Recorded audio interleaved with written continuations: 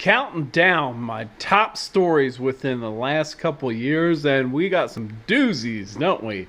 Number 2 was Katie Johnson. Now, this might not be my story. The story was already out there, but I certainly brought it to a lot of people's attention that might not have otherwise seen it. And this is an interesting one because this started with the whole theory that Trump is like the world's worst poker player.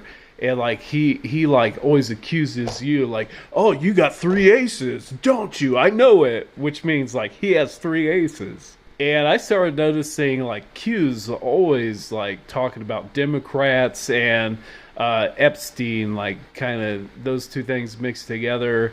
And at first I thought it was the obvious thing, which is still probably a lot of it could be this, which is to detract attention from some of the horrific stories that came out of the Catholic Church concerning the sex scandals. And even just last year, they found like 100 bodies of children up in Canada at some like Catholic school, like buried outside. I think they were indigenous people. But then I started wondering, well, wait a second, could this be something more specific about Epstein and Trump? And I could not believe when I found it. I found an actual, on a government website, real court documents, Trump and Epstein getting sued for basically rape of an underage girl way back in, I think it was 98 or something like that. And I was just shocked. I actually had to like try to figure out like,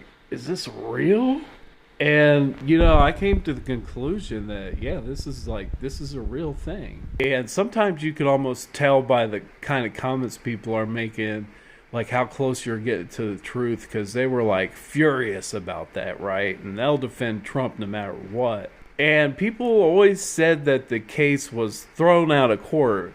Well, that's not really true. It was never debunked or anything. And just in my personal opinion, you know, no kind of evidence, I think she probably is one of those people, the many people who got paid off a lot of money not to pursue the case any further. And it's just unbelievable, like, that was our president. And Vladimir Putin is a damn genius, I tell you what.